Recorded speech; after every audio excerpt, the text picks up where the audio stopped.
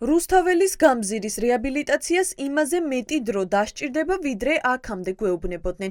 ასე დღეს საკმარისი არ არის, ამბობს სამშენებლო კომპანიის დირექტორი, რომელმაც ტენდერი მოიგო. ლევან გოგსაძე BMG-სთან საუბრისას განმარტავს, რომ ეს მარტო მასზე არ არის დამოკიდებული და გათხრის შემდეგ მათ ბევრი სიურპრიზი დახვდათ.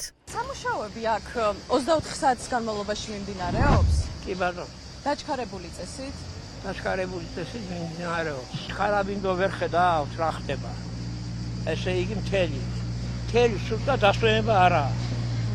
სმენაში მიდის და რა შეიძლება მოვაწყოთ. ღამეც მუშაობენ ესე იგი? კი.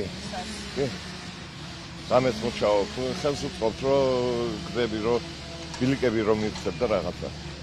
აი ასე ვაკეთებ. ანუ მაინც ახერხებენ მოქალაქეები გადაადგილებას? კი, ცოტა შევიწროვებული კი არის, მაგრამ ბილიკებს უკეთებ და ისე გადიან. რეაბილიტაციის დროს რუსთაველზე ჭადრები მოჭრეს. ხეები, რომელმაც ამ გამზირს განსაკუთრებული იერი მისცა, აღარ არსებობს. მას შემდეგ, რაც მოქალაქეების მხრიდან ჭადრების მოჭრის გამო პანიკა დაიწყო, მერიაში თქვეს, რომ ხეები დაავადებული იყო. თქვენი მოვალეობა უშუალოდ ხეების კი ბატონო. და ეს არის ჭადრები. ხომ მხოლოდ ამ ადგილს ითვალისწინებს თუ სხვა? როგორც გვეტყვია. ჯერ არის ციფრული ინფორმაცია. აი რაც მოგწევს ის თითოეული ჭადარი ჩემთვის ძალიან ძვირფასია. ეს არის ისტორიული ჭადრები, მე თუ მკითხავთ. სრულად მოჭრა, წარმოუდგენელი, არანაირად რელევანტური ზაფხულის სიცხეში, ხვატში, ესე იგი ვერ უნდა გაისეირნო წესიერად რუსთაველზე. ჩემთვის იცით და ჩემი თაობისთვის ჭადრები თბილისის სიმბოლოა. თან რამდენადაც ვიცი, კარგად იწოვს ნიადაგიდან წყალს და არ ვარ მომხრე იმის, რომ აქ ჭადრები არ იყოს. სადღაც მაინც უნდა დავდოვოთ ამ თბილისში ჭადრები, განსაკუთრებით რუსთაველზე.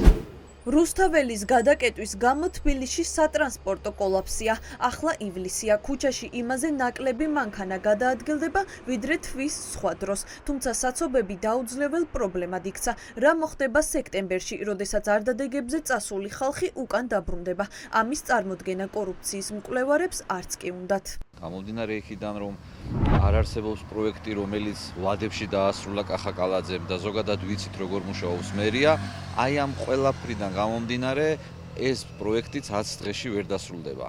ეს ასევე დაადასტურა იმ შემსრულებელმა კომპანიამ, რომელიც ეხლა რეაბილიტაციას აკეთებს. თუ კალაძე ამბობს, რომ მიწისქვეშა სამუშაოებს ვერ გათვლის რა არის, შესაბამისად ეს გათვლა და ეს რისკიც უნდა ასახულიყო ვადებში, იმიტომ რომ მოსახლეობამ თბილისის მაცხოვრებლებმა, არა მარტო მაცხოვრებლებმა უნდა იცოდნენ რა ვადებში მიმდინარეობს რეაბილიტაცია, რომ დაგეგმონ მათი ცხოვრება და მათი გადაადგილება. როცა მოსახლეობა დაბრუნდება თბილისში, როცა სკოლები დაიწყება, უნივერსიტეტები დაიწყება, სწორედ ამ პერიოდში იქნება კრიტიკული ყველაზე მნიშვნელოვანი სამუშაოები ჩასატარებელი. ეს არის სექტემბერი, ოქტომბერი, ნოემბრის პერიოდი, რაც თბილისში დამატებით საავტომობილო კოლაფსს გამოიწვევს და დიდი არის ასევე ალბათობა იმისა, რომ 4 თვეში ეს სამუშაოები ვერანაირად ვერ დასრულდება და სავარაუდოდ ეს მომავალი წლისთვისაც კი გადაიწევს.